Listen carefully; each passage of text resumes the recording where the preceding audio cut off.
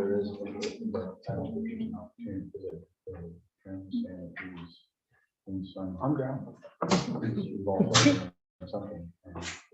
It's 7 o'clock and call. Okay, we're getting ready to call the meeting to order. Wendy, do you have everything ready to go?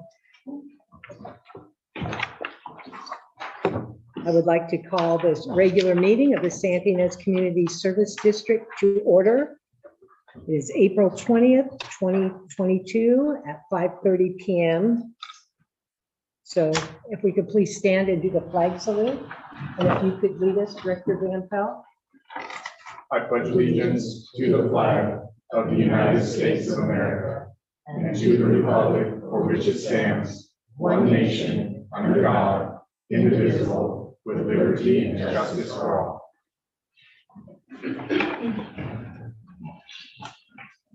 Okay, and if you could do roll call, Wendy. Director Redford. Here. Director Van Pelt. Here. Director Jones. Here. Director Beard. Here. Okay, and at this time, I would like to ask any of the directors if they have anything to report or make a comment on something that is related to district business but isn't on the agenda. Nothing. Okay, and then I will go to public comment, and this is for members of the public to comment on something that is not on the agenda. So if it's an agendized item, then we will get public comments with each item that we cover. But if you would like to make a public comment just related to the district about something that's not on our agenda tonight, this would be the time to do it. Is there any interest in that? Yes, Cliff? Yeah, I can make some comment, Matt. Okay, and this is for something that is not on the agenda? Yes. Okay, you may. Yes, this is fine. Dance. Andy, I'm in a district meeting, can I call you later? Good evening, board members, All right, staff, thanks. members of the public. My name is Cliff Reynolds, and I run the Central Coast Office for Teamsters Local 986, nearly 18,000 members strong. I'm compelled to speak tonight based on my observations of what can only be described as incompetence, mismanagement, micromanagement, and unfair treatment of CSD staff. As you know, I've been involved in negotiations with the CSD board since June of last year. I will address that particular issue later in this proceeding in more detail. In my role, I'm uniquely placed to observe and hear comments and concerns from CSD staff related to, this is both former and current staff, union and non-union, related to the board's oversight of their work and also the management of CSD operations in general. I've become aware of harassing and inconsiderate behavior towards my members and other staff, specifically a general disregard for their security, for their safety, for their financial stability, for working conditions, and their general well-being.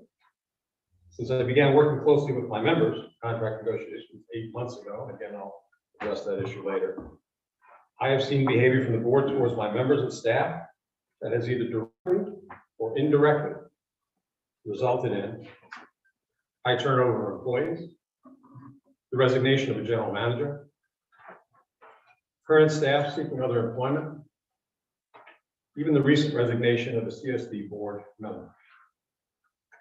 From everything I've recently seen and heard, I expect this exodus of CSD employees to continue rapidly, depending on the outcome of some things that we have going on with the board that we'll address later. I will say that Teamsters Local 986 plans to stand behind its members, your employees, using all means at our disposal to stop this board from destroying the livelihood of its employees. So with the board's ongoing determination to reduce the represented employees' total compensation, I'll get into details later. I have just one question for Karen Jones, and that is, how precisely do you possibly sleep at night? Thank you for hearing my comments. Thank you. So I do have a question for our council. Are comments related to our bargaining, should that be done as part of the public comment before the closed session? Or is that considered not agendized? There's an opportunity for public comments before the closed session item, which is for purposes of giving direction to your labor negotiator. Those comments were arguably related to that. I don't think it's probably terribly important from a Brown Act perspective, under which public comment item public comments are made. If there are additional public comments, more specifically addressing the labor negotiations, it would be appropriate for those comments to be made before the closed session, again, or in addition. That's what I think also. So if anybody else wants to comment on our labor negotiations, there will be an opportunity to do that before we go into closed session when we're at that agenda item. Are there any public comments that are not related to anything on the agenda? Yes. Yes, Ms. Ivy.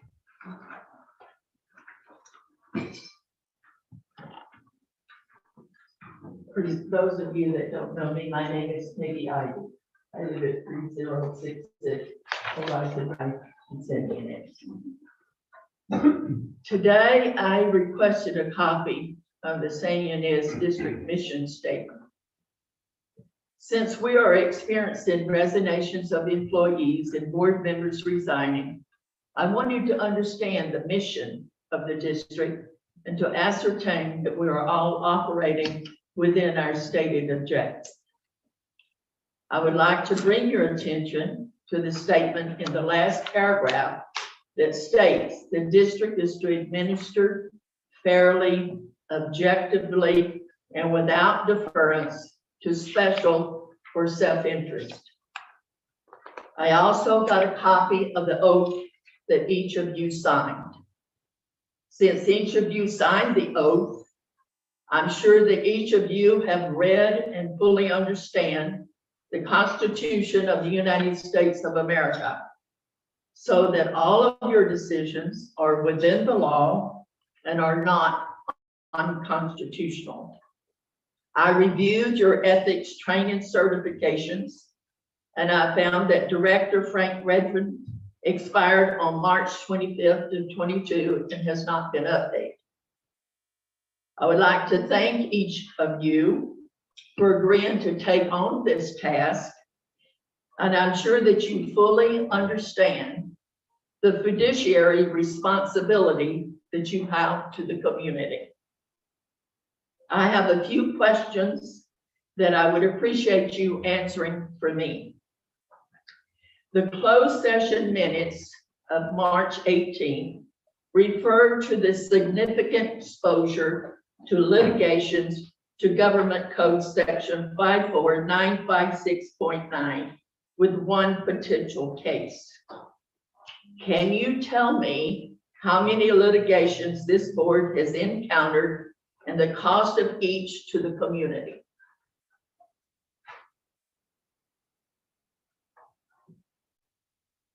I think we should wait for the end of the public comments and then you can decide how or if you want to respond tonight. Yes, and what we legally can Yeah. say. I'm sorry. I was checking with our counsel because things in a closed session are governed by a certain set of rules. And so he would be the person that would, So you Help us. cannot reveal to me how many litigations we have or the cost. But that doesn't relate to that particular closed session item. I don't know that we have the answer to that question here Okay. tonight. We'd have to, Well, we are the community. We pay for this district. So we have a right to know if you're fulfilling your fiduciary responsibilities. Okay, the minutes on the board meeting of March 16 covered the street lights of Numancia Street and was approved with a 28% increase in the fixed cost. Can you tell me how the board addressed this increase and how it's going to be covered?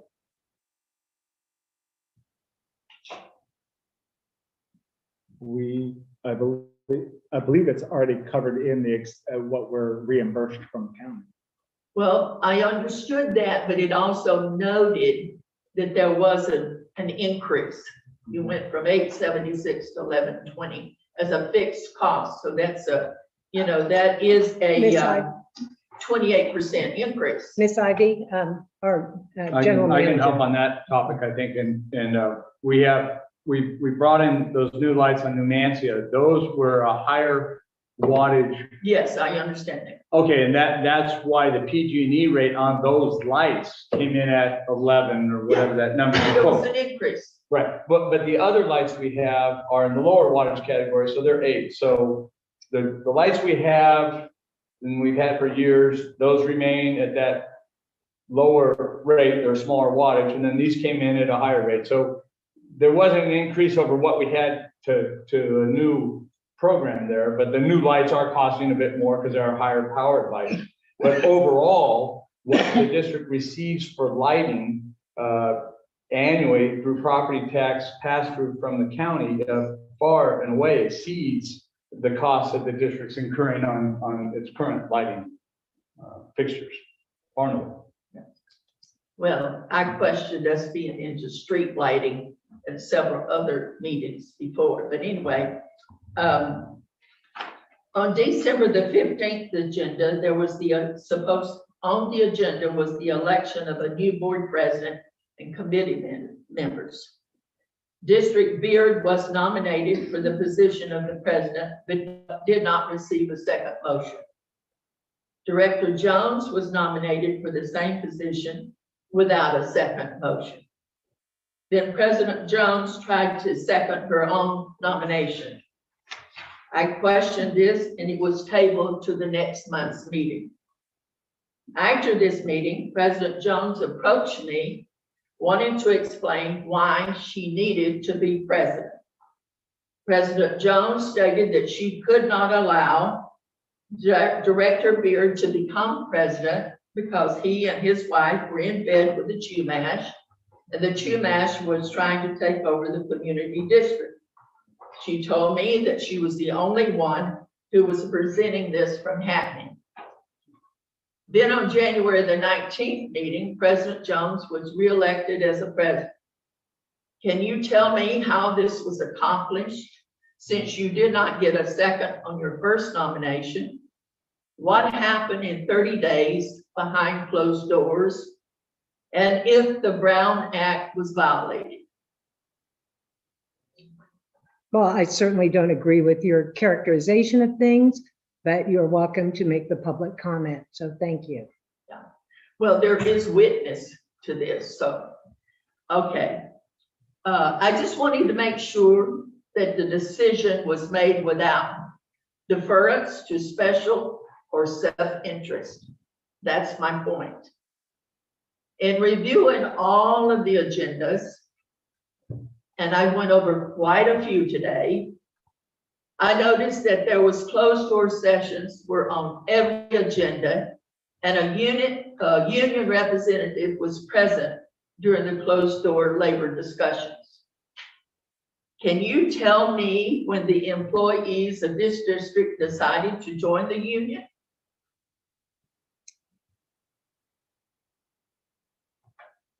I think that was before I was on the board. Well, I will say this, that we are not discussing it in public, and we do have closed sessions to deal with any employee matters. Well, all I'm asking is when they decided to join the union. Well, I think that you have plenty of opportunity to ask people that and get the information that Okay. you need. All But right. this isn't an inquisition. This is a public comment period. So make your comments. We have a lot of people here tonight, and we would like to hear from everyone. Well, I know that employees only unionize when they feel they're not appreciated, feel threatened with their job, and that they can no longer work with management. I just can't understand what the board did to make 5 employees decided they needed to join a union to protect their jobs. Have you created a hostile work environment? As a member of this community, I have a right to know.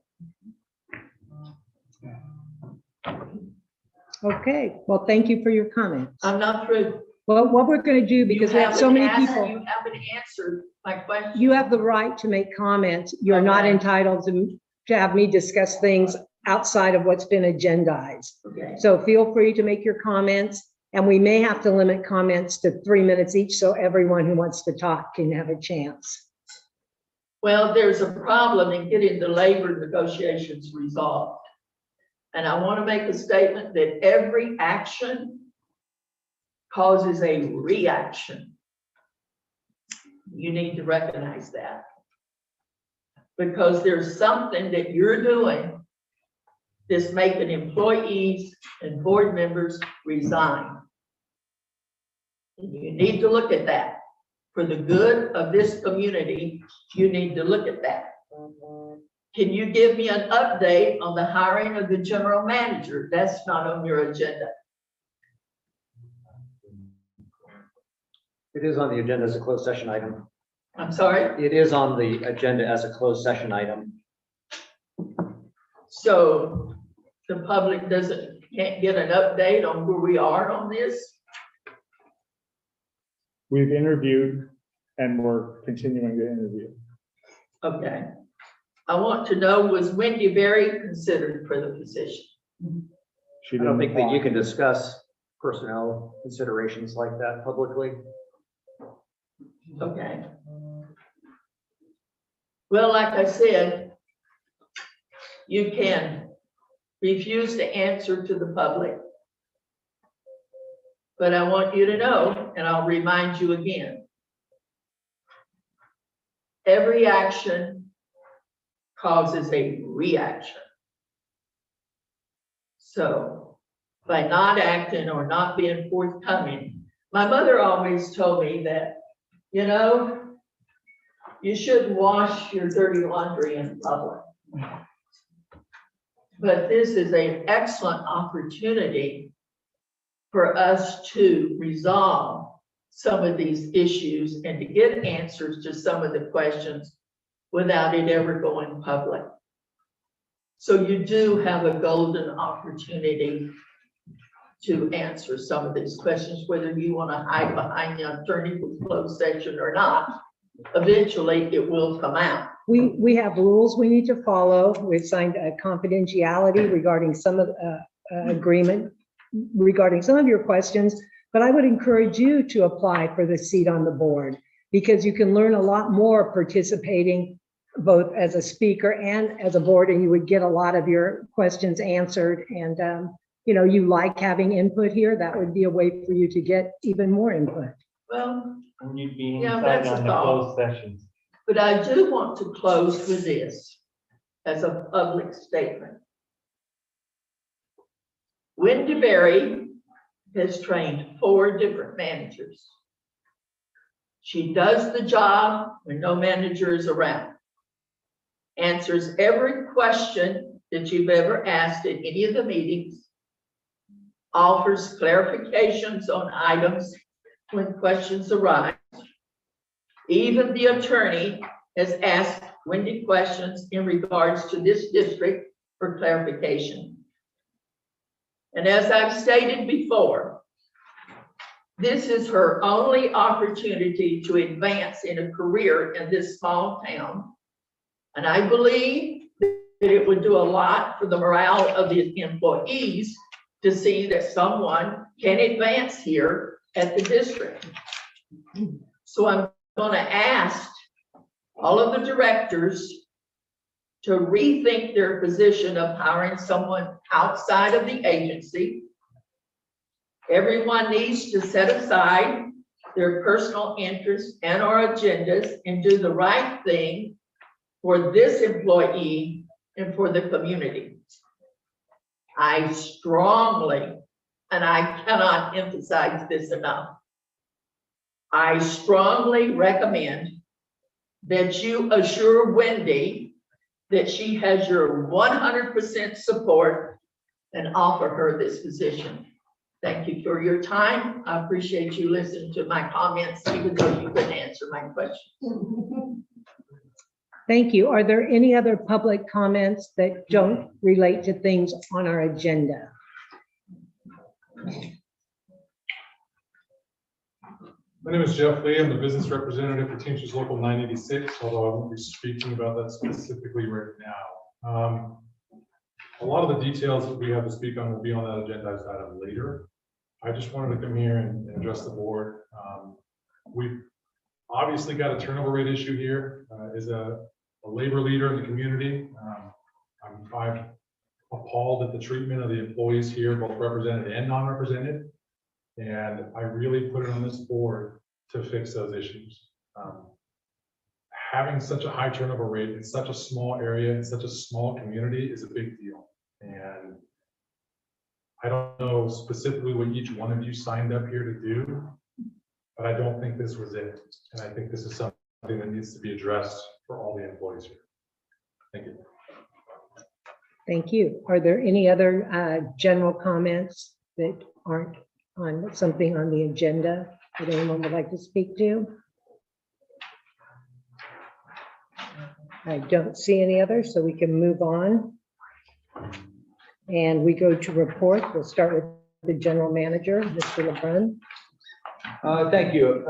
We didn't have a written report, just a couple of update items and we'll move forward. I'm reluctant, or Director Redfern had asked me to look into some, your board had directed me to look into Horizon Drive and potential for some subsurface, non-intrusive investigation there. I have questions out to our engineer. I have not heard back from, I've had, and I have rang him a couple times on it, but I don't have any update on that. But I will be continuing to follow that direction and with the intent of bringing your board back some information on how we might investigate, hopefully non-intrusively in the subsurface, if not what other methods we might be looking at to look at that trench work there. I know times of the urgence, at times important because we're under the warranty period, and I recognize that. I just wanted to apologize for not having more on that, but I continue to keep that on my list of priorities.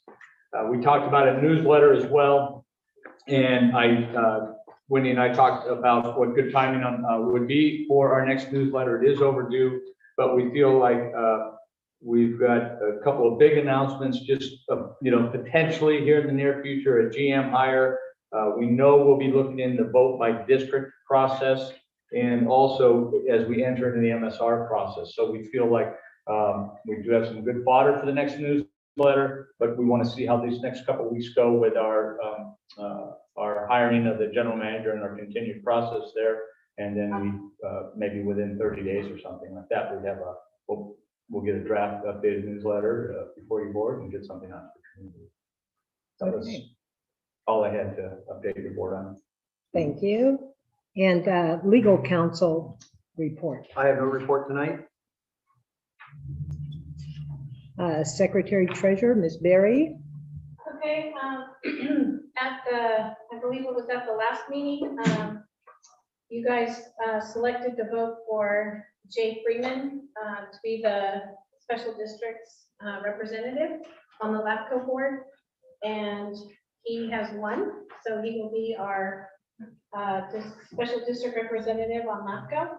Congratulations. And then, and this is Jay Freeman in the back corner that handles our Zoom stuff. And then you guys had asked about getting our insurance for earthquake insurance for our sewer lines.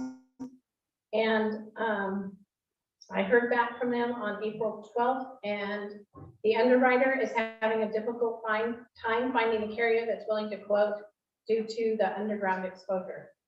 So she's going to request another update and see where that will bring us.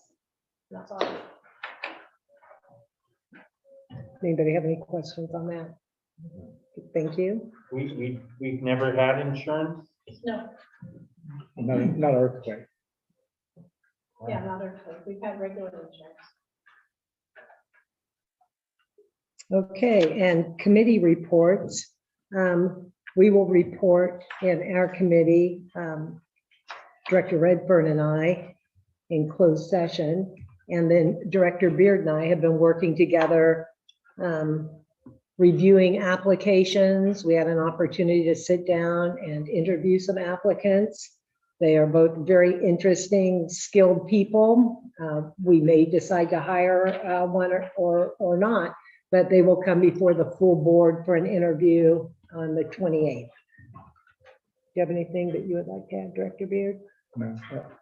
We didn't get as many applications as I would have hoped, but I think the people that we did interview are very qualified people. Okay. Any other committee meetings? Okay, now we'll move on to the consent agenda. We've all received a packet that included the regular meeting minutes of our March meeting, our special meeting, March 18th.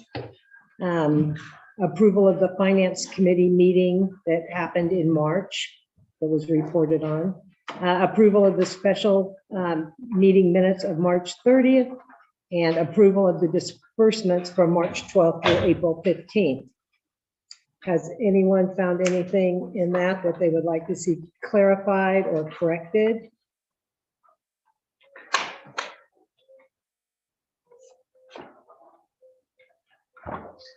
No. Nothing. Okay, then I would ask for a motion to approve the consent agenda items. I'll make that motion. I'll second it. Okay, so we have a motion by Director Beard and a second by Director Van Pelt.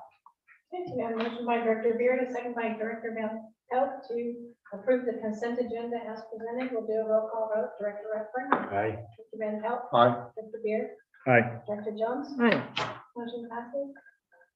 Okay, now we will move on to the action items, and 7A is approval of installment payment plan for 3125 Horizon Drive. And I'm going to turn that over to our, Wendy will walk us through that. okay, so Ms. Berry. All right, so we have John Dragonet at 3125 Horizon Drive, and he's would like to proceed with installment payment plan. One thing, there was a change. If you reviewed your packet, the interest rate had changed on the 17th of April. So it's no longer 4.25%, it's 4.5%, which increased his annual payment almost by $100. So his total cost would be $68,199.76. And his interest rate would be 4.5%. The term he's looking for is 20 years with 2 payments per year on the property tax bill. I have a question on that, Wendy. Is that rate, once they take it, is it locked in? Yes. Okay, so it's no floating. Is that going to be true? It's going to keep adjusting until people take advantage when they enter the install agreement. Then each property owner that elects to take it will then pretty much have a rate that is going to be current market rate. It's 1% over prime. So 1% whatever over the prime, prime so rate prime is. adjustment. And the prime rate had stayed static for like a year and a half at 3.25, and then on 17th it went up. And when is it locked in? When the person applies? 30 days from the date of the final approval, which would be next Okay. May, I think the meeting like May 15th. So it's 30 days from that. So that's why when I did the staff report, it was 3.25, and then Rick checked it and it increased on the 17th. Okay. But it's not gonna go up again. No, it's done. All right, good. Yes. Do you have any questions, comments? No, I mean, I don't think I would look that far into the details. Excited by it. So the process will be, if you guys approve the installment payment plan agreement, we'll go ahead and advertise, and at the May meeting, there'll be a public hearing, and you should come to that meeting as well. Okay. To where somebody, if they want to protest, they can. Are there any other public comments before we act on this item? Then I will close the public comment period, and any board discussion. Okay, then I would call for a motion to approve the installment payment plan for 3125 Horizon Drive. I'll make that motion. I'll second it. Okay, so Director Van Pelt made the motion. It was seconded by Director Beard. Right, so Director Van Pelt motion to approve the installment payment plan for 3125 Horizon Drive. Director Beard seconded. We'll do a roll call vote. Director Redfern. Aye. Director Van Pelt. Aye. Director Beard. Aye. Director Jones. Aye. Motion passes. Thank you. We will move on to 7B, adoption of resolution number 22-08, authorizing remote teleconference meetings for the district's legislative bodies pursuant to Government Code Section 54953. So staff report, is that going to come from Mr. Battles or Mr. LeBrun? I'll be happy to summarize that. Okay. Your board sees the staff report each month. That's required while we're in this state of potentially or having remote meetings on occasion. So we've discussed this at each meeting. We have talked to district council while putting this on the consent agenda just because we're routinely approving it, but he points out this is something that your board should consider each month, and so we have it on our action item and consider the nature of our the health response to our COVID and see if this is still something the board wants to continue with. So we'll continue to bring it back to you as long as this is the direction from public health and our legislature that we have to routinely or each 30 days adopt this resolution. Okay, and are there any public comments on this item? Yes, Mr. Lee. Yeah, so I think it's important in reviewing a resolution like this that it's really taken into account what the current status is. I'm assuming this is related to COVID. And I think it's important that we get back to doing meetings in person. If COVID's no longer relevant or we're trending in a downward area, I don't think this should be done necessarily just out of a convenience so that people can not be here or travel and attend this while they're out of town. I think this is something that should be considered on the basis of safety and public health. And in the trend that we're going right now, we're rapidly approaching this not being relevant. That's it. Thank you. Are there any other public comments? Yes, Miss Ivy. I stated before my objections to this strictly because I have a hearing problem. When it's on Zoom and people are not here, I can't understand them and you can't hear. And I had, we discussed at the time, maybe getting a microphone or something so that I could hear. And so if you're going to go that route, I would like to stress that something needs to be done so that the community can hear during that teleconference if we're here and they're on Zoom. Thank you. Any other public comments? Okay, well, do I have a motion to adopt resolution 2208? I'll make that motion. Director Redfern has made the motion. Is there a second? I'll second it. Director Van Pelt seconded. So we have a motion by Director Redfern and a second by Director Van Pelt to adopt resolution 22-08, authorizing remote teleconference meetings at the district's legislative bodies pursuant to Government Code Section 54953E. Do a roll call vote. Director Redfern. Aye. Director Van Pelt. Aye. Director Beard. Aye. Director Jones. Hi. Motion passes. Okay, now we will go to 7C. Get the staff report on this. This is regarding our municipal service review. We had a presentation by LAFCO, and so we'll get the staff report from our general manager, Mr. LeBrun. So again, yes, you had that presentation from LAFCO at our special meeting on March 30th. At that time, we reviewed our questionnaire and talked about some of the specific policy questions. And I think we learned a lot from Mr. Prater as well. What I've included in your board packet here for you today is, well, two things. I have some supplemental items as well that I put at everyone's desk, and there's some extra copies over there as well. I'll cover those in a second. But first, I want to cover the attachment that I have to the agenda. To the board board memo, staff letter. And that is, the first 2 pages, it's a bit out of order here, but, or onerous. The first 2 pages are our answers to the questionnaire. And so they're numbered according to the questionnaire, which follows it's actually 3 pages of answers, and then that's followed by the questionnaire. I want to bring you specifically to our answers to those questions that we talked about with your board that were more policy in nature. You gave staff some direction, and I did my best to then provide answers that were appropriate with that direction. So I'm just going to summarize. That's under boundaries, section B of the questionnaire. Does your agency desire to change its existing jurisdictional boundary? If yes, please indicate the areas and reasons.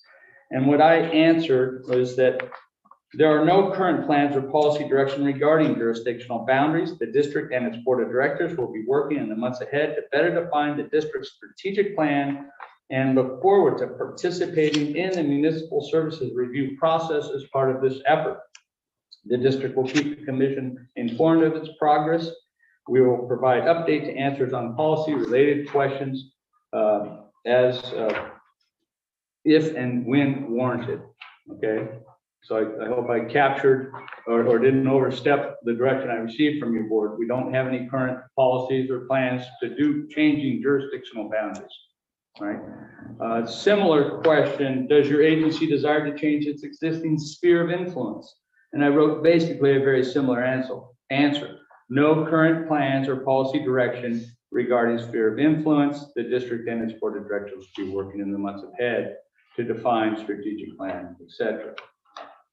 Third, does your agency plan to or currently provide services outside its existing boundaries? And here on number 3, as we discussed, I did articulate that the district currently provides wastewater services, collection, treatment, operation, and maintenance services to the San Ynez Band of Chumash Indians. And that is, of course, outside of our services boundary.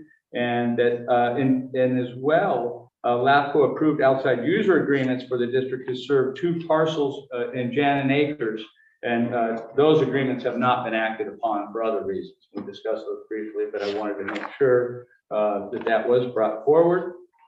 4, are there any overlaps or duplicate services provided by another agency within your agency boundaries? I said no, none that we are aware of. And finally, 5, a consolidation, have consolidation or reorganization of others been considered in the past 5 years? Would this evaluation benefit your agency? And I wrote, the district has not considered consolidation or reorganization in 5 years. The district welcomes evaluation that could lead to improvement in services to our customers and residents within our services area. So we're open to going through this process and of course, evaluating. Then those were those main, what I thought we felt were policy, and we didn't have specific answers to last time when your board looked at these answers. And then I want to go to other, just quickly under other, there were questions, 3 questions that were policy, again, policy in nature. And I wanted to share with you the answers we gave on those 3 questions.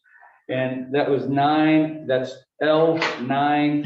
Are there any new or pending laws that have affected your agency? If so, please provide information. We did note that the planning requirements that are allowing additional dwellings are impacting our projections for sewer capacity. Finally, question L14, what opportunities or challenges does your agency face?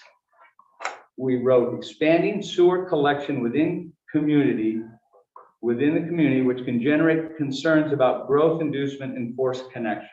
So I think that's a challenge we've talked about that we face as a wastewater services agency. And then what regional collaboration does your agency participate in? And I'm sorry, are there specific topics you would like LAFCO to analyze as part of the upcoming services review? And I write the district responded. The district recognizes our rural area is growing quickly. We are interested in providing excellent cost-effective services to our community. Any analysis that supports this goal is welcome. So those are our responses to LAFCO. And then these additional materials I've handed to you, I had some direction from your board. Let's talk about latent powers and the powers that a special district can undertake. And that's what I have. I've brought together some materials here from you with the help of Mr. Prater at LAFCO.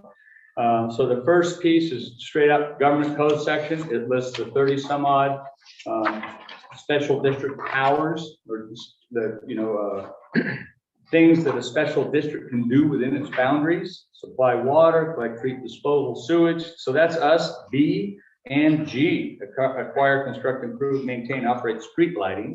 And all the rest of these would be considered latent powers currently for your district. So all things that can be considered. Some I think have some potential, and some you can see it probably would never apply here. Those 3 pages there on the government code section, followed by a page of this is the flow chart of the process for activating or divestiture of active powers. So that's something, again, that LAFCO provided me. You can see the flow chart, how that works. And then that third document is 3 pages actually overviewing the process for activating latent powers. And then it talks quite a bit in there. So much of it is about, bringing the community together behind a plan to activate a power. And that plan, a key part of that plan, is how to fund that those powers, not just upon activation, but in perpetuity. So I think this is a bit of background and information, and something as we educate ourselves and go forward on that. And I'm hoping any questions from your board or direction. Are there any public comments on this topic? One thing that we have discussed is the possibility of forming an ad hoc committee Thank you. that would be Yes. interested in examining the latent powers and addressing ones that we might be interested in. So I think Director Van Pelt has expressed an interest in being Yes. involved in that. Is anyone else interested? I'd be interested in. I think you guys would make a great ad hoc committee. So And that is part of the item here. So if we want to. if we want to take Is that an action, action, or is it just direction? Yeah, no, it would require formal board action, and the board policy manual provides that when you form a ad hoc committee, the duties of the ad hoc committee shall be outlined. So there's the appointment, or there's the formation of the committee, the appointment of the members, and then outlining what the duties are. It'll all be covered by the motion. okay, so maybe you can help me with it a little bit. The purpose of this ad hoc committee is to review the powers and latent powers spelled out by LAFCO during this. Or is it to follow along in the municipal services review update process, or is it both? Because that was one of the things we talked about, was LAFCO's initiated this process, and they're saying they're going to have a plan and then convene public meet, and we want to make sure. That makes more sense, that really what the ad hoc committee, what your duty would be to work on and with LAFCO to complete the municipal service review, which would include all the things that are discussed in the report. So you could decide, how you wanted to prioritize, but it would be under the umbrella of working on the MSR. And that gives us, I think we need a time frame certain for ad hoc, and that is, in this process, as outlined by LAFCO, is scheduled to take about a year before that MSR is up to the commission for review and approval. So I think that would be the ad hocs. There's a rule of thumb. It's not black letter law that an ad hoc committee normally isn't in existence for more than 6 months.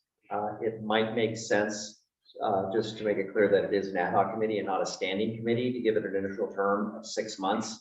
And then if it were still need, then you could review the issue at that time, at the expiration of 6 months, and reconstitute or extend the term of the ad hoc committee at that time. We did that a few years ago with an ad hoc committee. I think it was on public outreach, and we regrouped and did it again.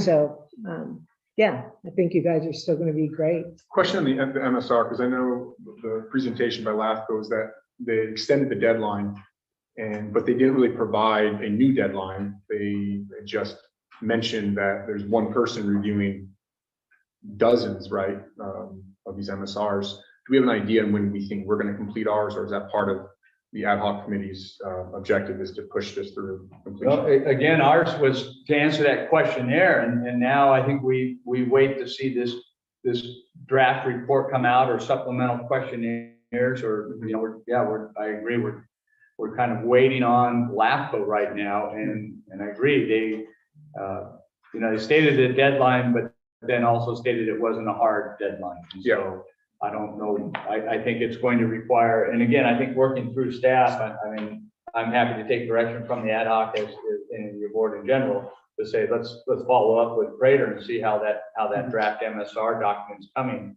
I can't remember the schedule off the top of my head. It seems like 3 months or 4 months. But there were two separate parts of our part in it. I think there was a follow-up pertaining to something else. Well, once he issues a draft document, then we'll be reviewing that document and you know, commenting and trying to, and also looking at what other agencies are saying, and then getting involved in that overall process, because you know, you have to, if you're going to talk about you know, one agency assuming roles, or, you know, combining agencies, or any discussions like that has to be, you know, in a discussion process with all agencies. I recall Mr. Prater, he brought up transportation. I think he might have been confused on exactly what latent powers, right, we have. I know I didn't want to interrupt his presentation, but if I recollect correctly, he was touching on areas that I wasn't sure,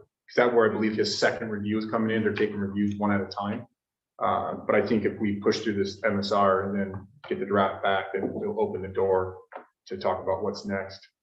I also think that he said that he was happy to work with us, that he had an open door policy. Yeah. So I think that would be good. So how we want to word it would be establish an ad hoc committee with directors Van Pelt and Redfern for the purposes of reviewing, working on MSR. A proposal would be to monitor and participate in the MSR process and keep the board informed regarding that process. So that is what I'm looking for, a motion to approve an ad hoc committee to monitor and participate in the municipal service review process and keep the board informed regarding that process. And with a term for the committee of 6 months. Okay, I'll make that motion. so we have a motion. Do we have a second? I'll second that. Okay, Okay, so we have a motion by Director Beard and a second by Director Van Pelt to form an ad hoc committee for the purpose to monitor and participate in the MSR process and keep the board informed of that process, with Directors Redfern and Van Pelt for the duration of 6 months.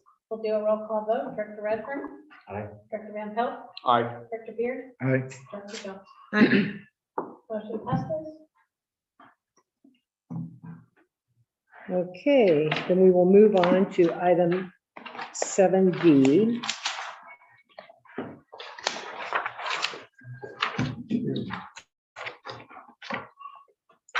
And we touched on this briefly at a previous meeting, but the consideration of forming or designating a committee for the purpose of tribal interface and to begin working with the tribe. I think probably what triggered it for me was the street lights, that it didn't go through a process that in the order we thought it should. So what I would like to propose is making an executive committee of the board president and vice president to start meeting with the tribe. And then whether or not it's an ad hoc committee or becomes a standing committee, maybe that's something that the initial committee can determine. And getting feedback from the tribe and seeing their desire to meet with us.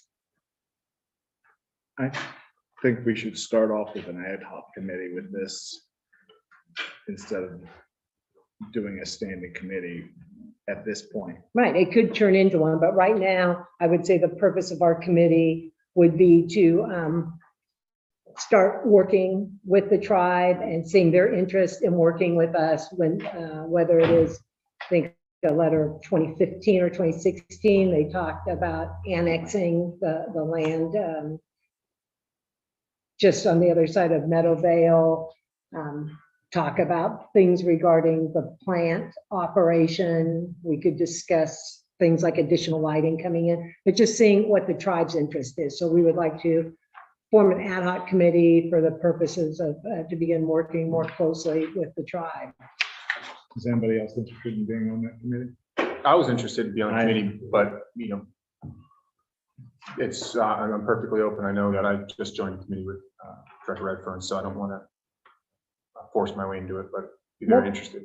Part of what I can see happening is Director Beard and I go, we meet, we establish some sort of plan and see what their interest is. But I could see it involving different committees. Maybe the finance committee would meet with the tribe with specific things, maybe. So I would like all the board members to have an opportunity, but I want to start it with just us approaching and seeing where it goes. But if they're interested in dialogue, I think it would be great for all the board members in different capacities to have an opportunity to serve. Okay. Do you have any suggestion, Mr. Battles? Just in terms of developing wording for what the duties would be, a suggestion might be to discuss and work with the tribe or tribal representatives regarding issues of mutual interest. I think that's great, because we do have lots of mutual interests. And then you'd identify who the members are and what the term is going to be, and it would be an ad hoc committee. Okay, well, do you want to do it for 3 months or 6 months? I mean, where do you want to I start? say we can start it at 3 months. Yeah, let's do a 3-month ad hoc committee. And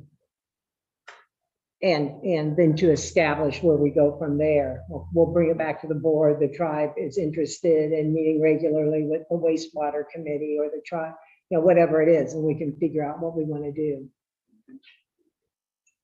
What was all that, Rick? To discuss and work with the tribal members. To discuss and work with the tribe regarding issues of mutual interest.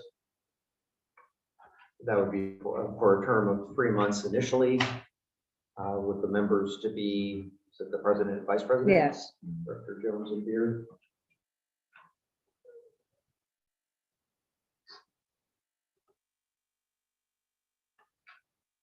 Okay, so do I have a motion? Is there going to be any public comment for Oh, that? excuse me, yes. Would you like to make a comment, Ms. Ivy? I have reservations about, and maybe you can put them to rest for me. When you ran for the supervisor of the district, one of your platforms was against the Chumash. So I know the comments that you've made to me about the Chumash. So I just want to make sure that you're in the right place and of the right mind to do what's best for the community. If you can set aside your personal feelings or whatever problems you might have with the Chumash to be on the committee.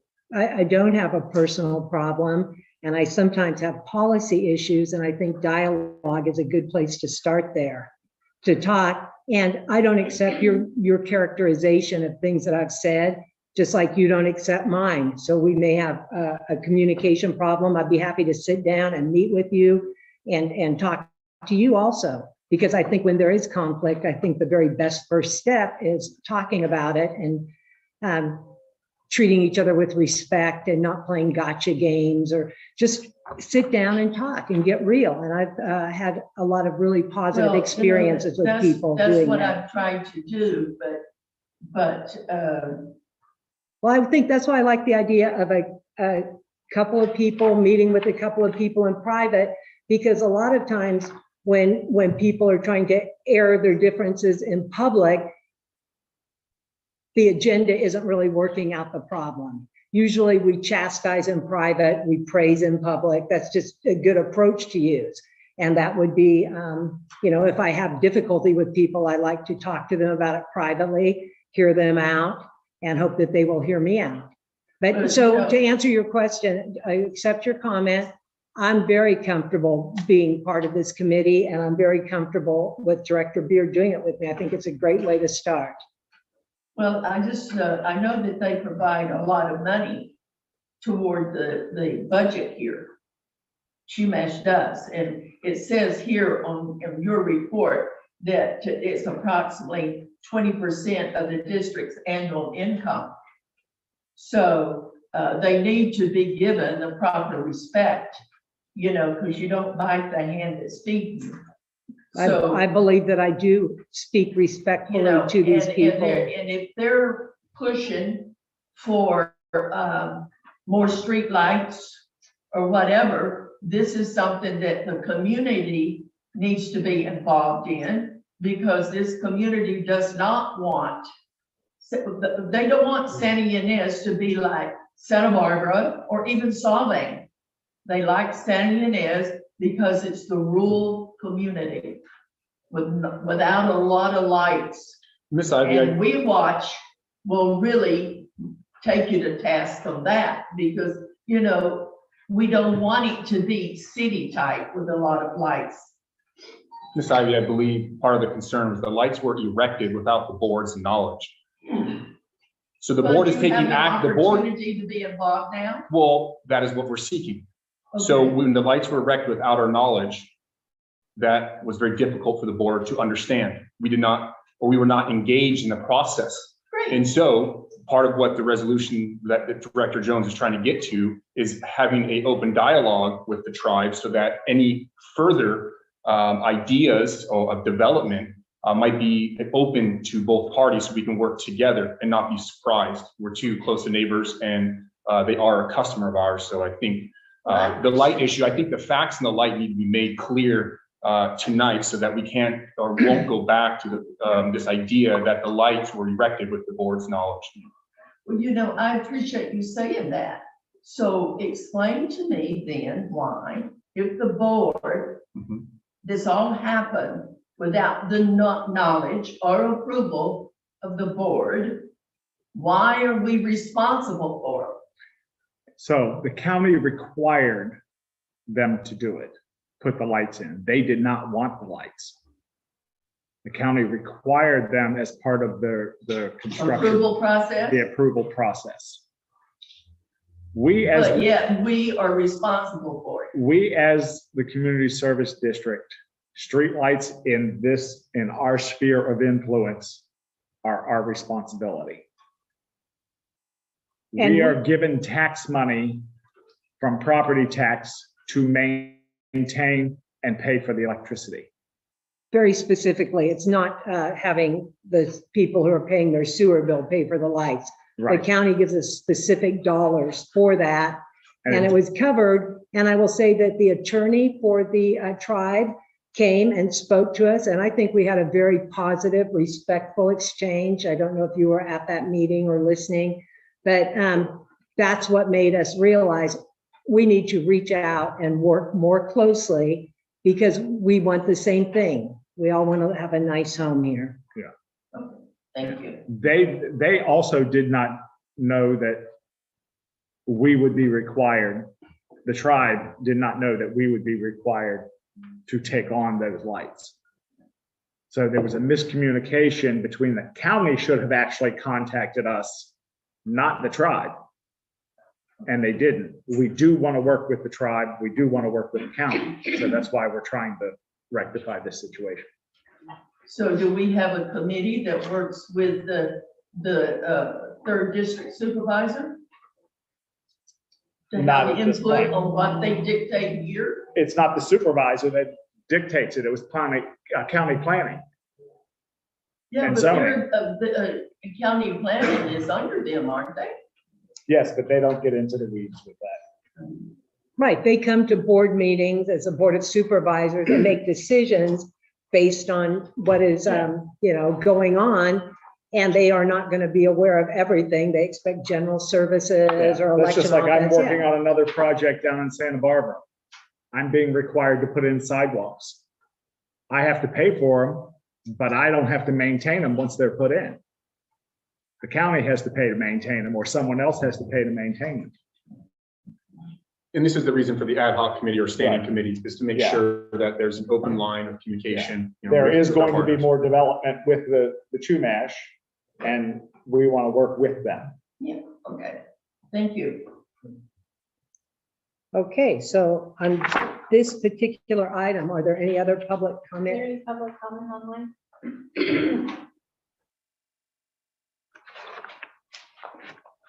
I don't see one. Are you saying something? No, I don't have anything.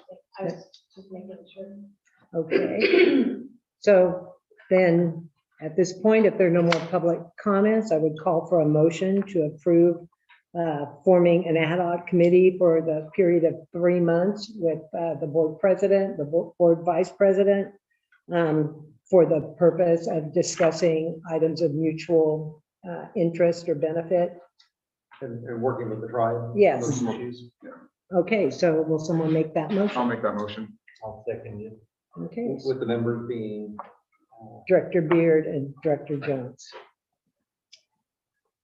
Okay, so we have a motion by Director Van Pelt and a second by Director Redfern to form an ad hoc committee for the purpose to discuss and work with the tribal members in regard of, sorry, I messed that up. Tribal members for working with issues of mutual interest for the duration of 3 months with the members of Director Jones and Director Beard. We'll do a roll call vote. Director Redfern. Aye. Dr. Van Pelt. Aye. Director Beard. Aye. Director Jones. Aye. Motion passes. Okay. So now we can go into a discussion and action regarding transition from at-large elections to district-based elections. So we can receive the staff report. But this is an update. Your board recently adopted a resolution of intention to review and move toward district voting. This is it's a confusing term. When you run a district, you have district voting, but it's a moving from what we are doing now, which is at-large voting, to evaluate voting by area. Where we split up the district into 5 separate areas potentially, and have a director voted to the board out of each one of those areas. So that's the term voting by district or voting by area. We are at large now. We've resolved to evaluate moving toward voting by district. And that was, again, an action your board took.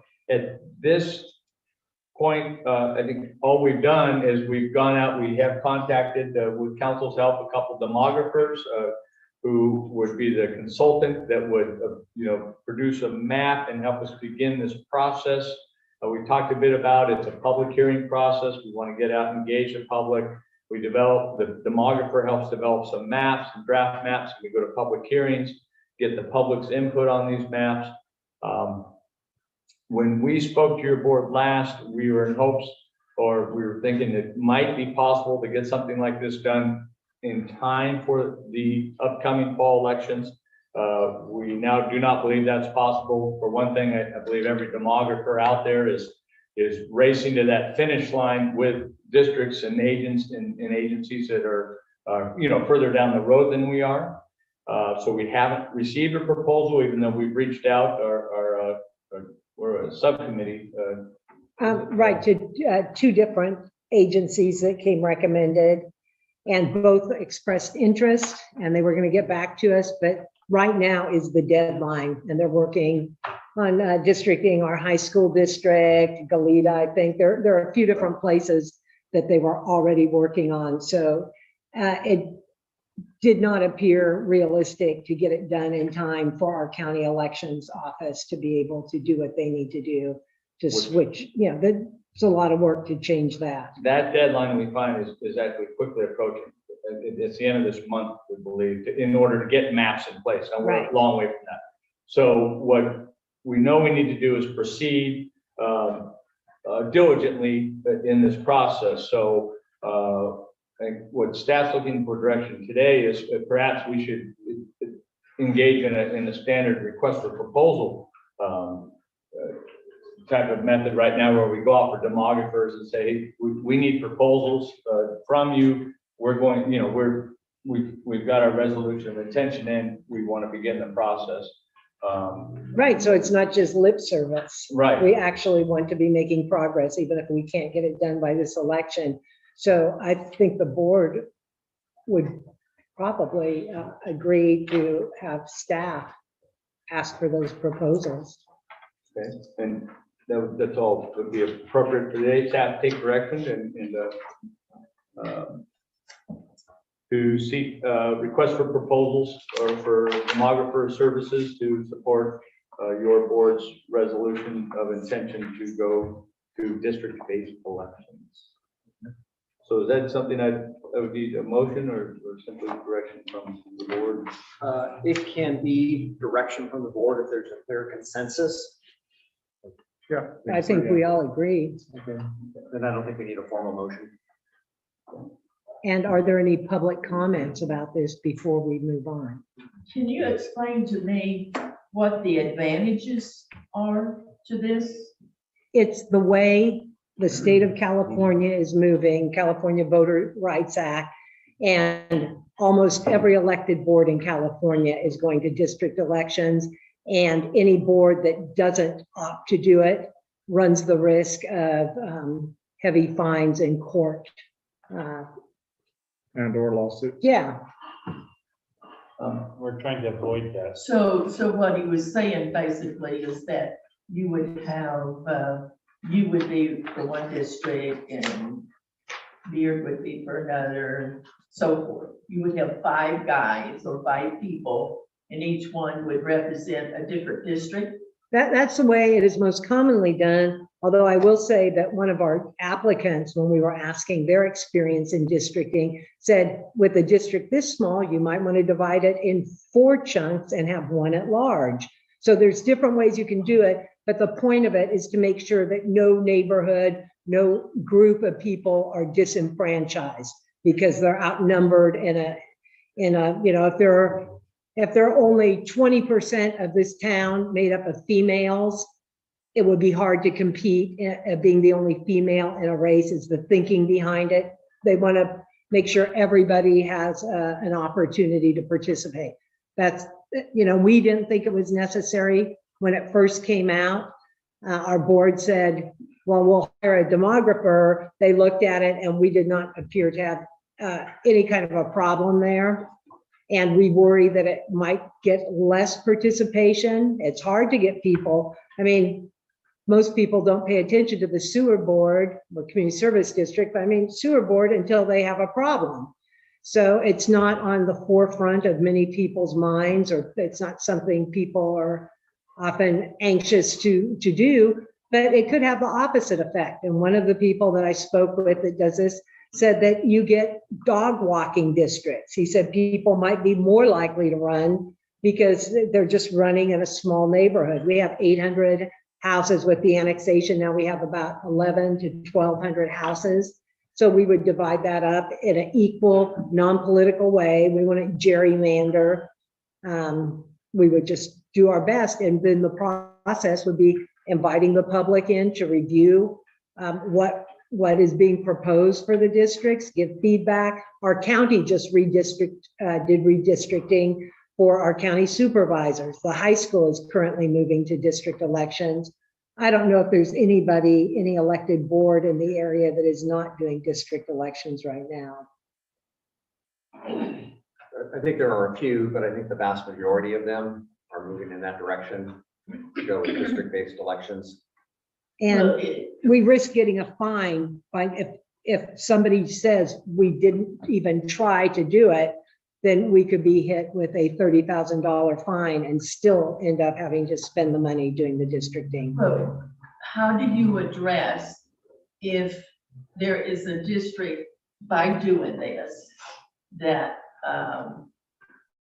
there's a district that's not going to be properly represented?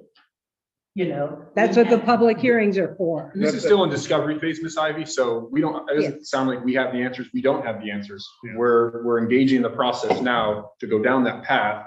So as these questions do arise, right, we can put more thought to it. Yeah, I understand that. It's just like the San Ynez in the district in here in Santa Barbara County. Took us 10 years to get it undone and redone. Took us 10 years.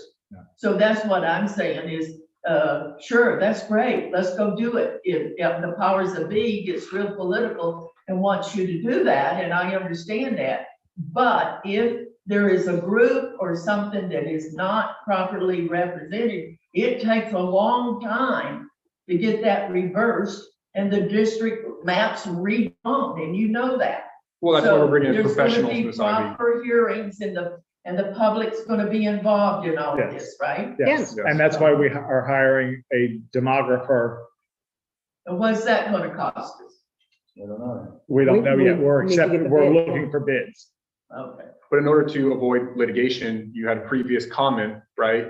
Where you were inquiring about litigation against the board Yeah, and the CSD. And so to avoid litigation is what we're doing. So we're going to be Right. forced to probably spend, right, CSD money to avoid further litigation. And I don't know, you know, what your feelings are on that, but I would suggest that we follow other districts and go down this district-based voting. thank you. Okay, so on that, yes, Jay. You might want to maybe ask Margaret's job, or, I can look into it, about whether the other districts your size are doing that. I was under the impression that, especially special districts in Santa Barbara County largely haven't been, some have been pushed to, largely by, there is a small litigious group here in Santa Barbara County that has been kind of poking the districts, which is why this is a smart thing to think about. The Iowa Vista Community Service District, those who don't know, I'm on the board of the Iowa Vista Community Service District. That group actually explicitly told us, yeah, we're not really looking to have you, you're a small district. They started, like, they was like, what would it be to mean to divide up, we're about 1,000 buildings as well. What would it mean to divide that up? They started talking about, like, I guess you have like a frat area over there, and you have like the west end, and it became a little bit weird. So I don't. Once you're approached, you respond. Once you're And- approached, And we've then been you have to approached. treat it as a, Okay. yes, and that was So what you were now asking we're about our responding. secret lawsuit. There was no lawsuit, but we talk about possible litigation in private. That's one of the things that happens in closed meetings. And sometimes it's nothing nefarious. It's just, okay, we've got this issue and we need to decide how to proceed legally. And you're always free to call me or talk to me if you have a question. And Ms. Ivy, for those in the audience that aren't members of the San Ynez Valley area, San Ynez proper is quite small. I've lived in 3 different homes here now. I find it quite hard to imagine splitting us up into 5 different districts within this very small community. But if that's what, we're recommended to do to avoid litigation, we will. But it's going to be extremely difficult, as far as I'm concerned, to find 5 separate districts here in this very small community. But so be it. We have to adapt. That's how it's going. So did staff get proper direction from us? I will be putting out a formal request for proposals for demographer services to help your district through our redistricting or our districting evaluation. Yes. Okay, then we can move on to action item F, which is discussion and action regarding filling the board vacancy. And so I will turn that over to our interim general manager, Mr. LeBrun. I think I was just pointing at the district council on this, but I know we'll get help from both district council here, and I think our secretary treasurer probably provide some help as well. But we did receive a written notice of resignation from Director D'Ambra on April 14th. I informed the board president of that at that time. And this leaves your board with a vacancy, obviously, and you have you can choose not to fill, you can choose to fill. I think, I believe the county, if your board decides not to appoint anyone, then the county board of supervisors may appoint a person to fill the vacancy. I don't After think that's your 60 board's days? intent. 60 days is what we have in the staff report. Yeah, if we don't do it within 60 days, the Board of Supervisors has an additional 30 days, I think it is, to do it. But they might have 60 days as well. I guess it's 90 days from when defined it here, 90 days from when the vacancy occurs.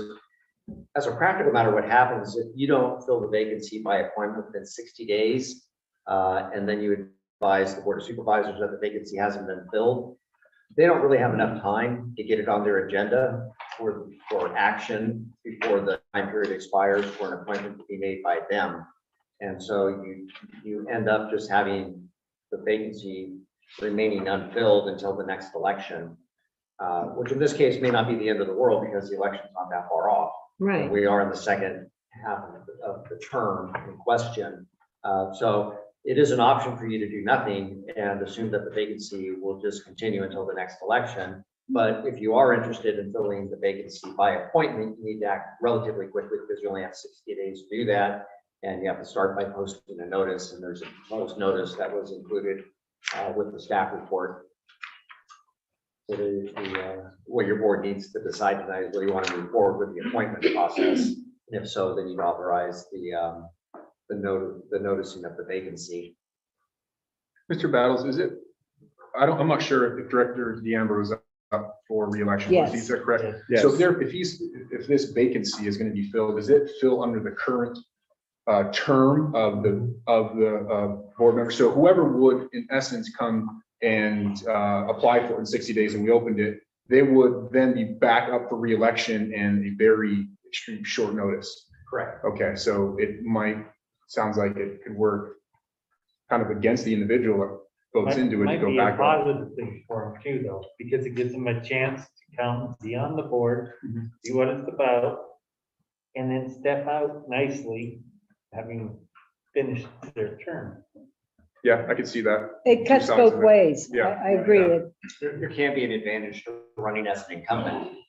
And there is Sure. not a landslide of people trying to get to that chair. I understand it. Yeah, and I really do encourage people in the district to apply. And you really learn a lot when you're on the other side of the table. There's a lot of stuff. You get a lot more information. And It's shocking, I can say that. yeah, It's a lot of information. yeah. Director Redburn was appointed when a member was no longer available. One of our directors wasn't able to participate any longer. And it wasn't, you had to be convinced. It's hard to get people who are willing to put in the time. And it's a difficult job. It's got a lot of responsibility and you are putting yourself out there.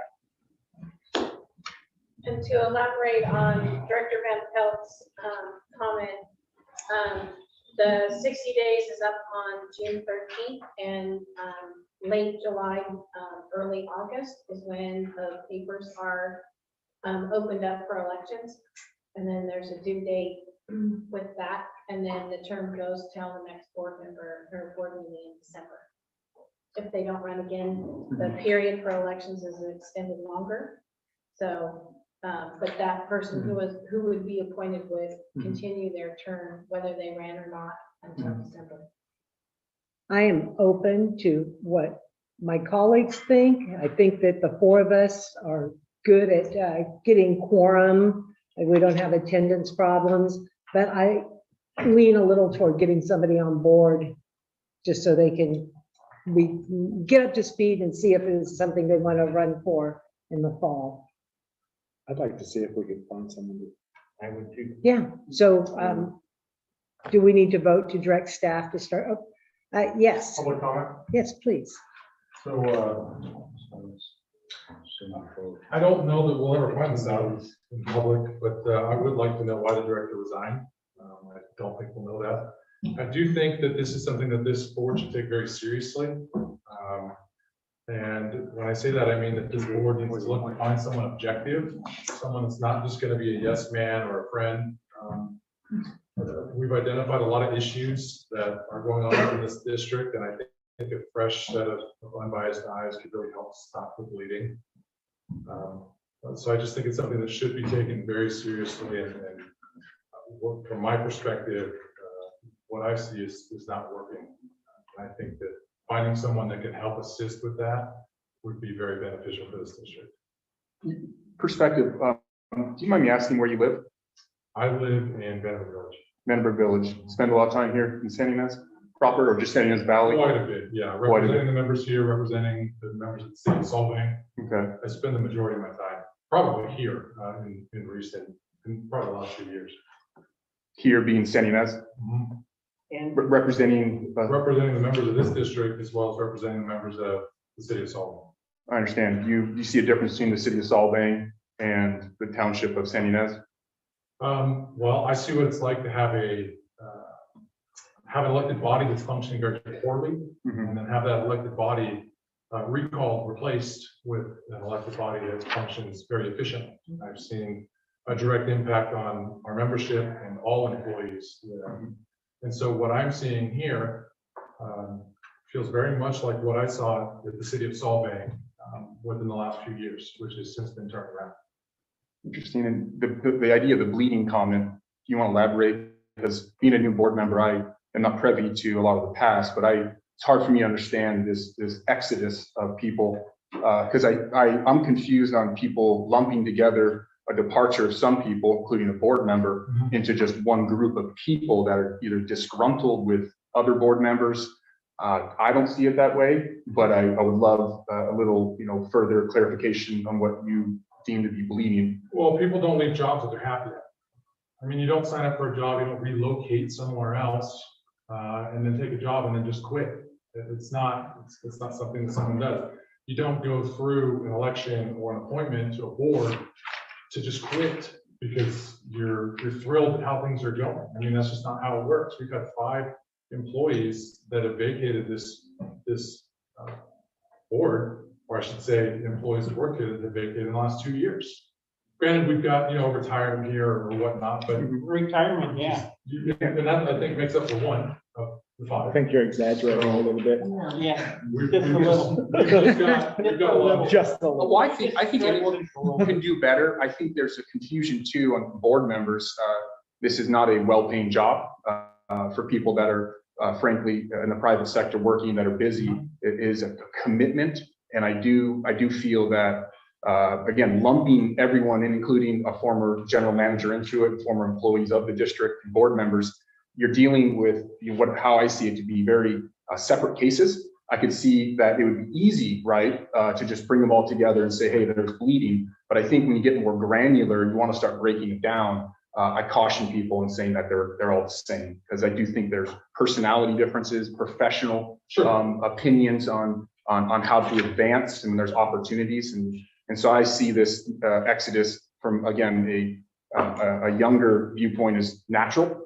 A lot of people move quicker because opportunity presents itself. And I would disagree. I need to jump in. This isn't the topic of this agenda item. We're talking about filling a board vacancy, not employee retention and director retention. Well, I just wanted to be respectful to answer his question. No, I appreciate that. I'm just. Yeah, there's just an opportunity to. We can have public comment, we about. can have brief responses. Yeah. But then it would need to be agendized if we wanted to. That's why we have further counsel discussion here. on it. So Yes. Thank you, counsel. And I'm sure I'll get a little bit more into that when we talk about labor negotiations and that. Yeah. So we could probably have a little bit more discussion. Absolutely, yeah. Thank you. Yeah, thank you. Yes, Mr. Freeman. So I'm certain there would be many cases where it's gone to the board of supervisors, and I just haven't heard about it because it didn't happen at the board of supervisors. But I have seen many cases where the board of supervisors has stepped in and appointed somebody to a board. And it's even happened in Iowa City Recreation Park District relatively recently. And one of the concerns that sometimes happens is that if you don't appoint somebody here, then now you're up to the whim of whatever the supervisors do. They usually do. They don't pay that much attention, defer back, but there is always that concern. Is I have seen at least 4 times where and not just like the last 5 years where they appointed somebody to a local board. So it seems like you're going in that direction, but I think it makes sense for you to appoint somebody locally as opposed to having that concern that powers on high, so I don't know, getting something weird. Mr. Battles, when they appoint, the board appoints someone, do they then appoint someone within, right, our sphere of influence? Do they appoint someone? How do they appoint someone? It has to be somebody who resides in the district and is a registered voter. And you post a notice of the vacancy, you publish a notice of the vacancy, you get applicants, and then you consider the applicants, and by majority vote, you appoint somebody to fill the vacancy, and then you notify the county within 15 days regarding the appointment. You administer the oath of office, and you have a new director. So in essence, if someone was interested, and as it looks like we're going down the road of putting a notice out, if someone's interested, they're going to respond, right, is the thinking, and because the county, the board would do the similar, right, action as us, right? You would post it and. Yeah. Okay. Yeah, and you know, you can also contact people that you think might be interested. You don't just have to sit back passively and wait for people to see the notice and contact the district. If there are, you know, that often happens. Sure. And I will say, we had an example here where the board of supervisors appointed a director. But I've also had examples where the 60 days runs and then the board of supervisors, as I was checking, has another 30 days because they have 90 days from the date of the vacancy. So that just gives them 30 days to get it on the agenda and have a staff report prepared. And I've been told in the past, we don't have enough time to get this on the agenda, you know, based on whatever prior agenda items and full agendas were in front of them. So that happens too. Well, I say we go ahead. Yeah, no, I think and there's do it. clarification, right? Yeah. It's- And I truly encourage you, Miss Ivy, anyone that wants to have more say and a deeper understanding of what goes on here. And actually know everything that's happening. Weren't you appointed, Frank? Mm-hmm. Or were you appointed? Frank? Appointed, I was elected. You was elected, oh, okay. I thought the board might have appointed. Oh, wait, is that called an appointment? Yes. You were, I was appointed then, yeah. Elected by the board. Elected by the board? Yes, Oh, okay. the director Redfern. So they've already gone through this process with both you guys, right? Right. But with Director Redfern, he was an appointment for an ill member who was not able to come back.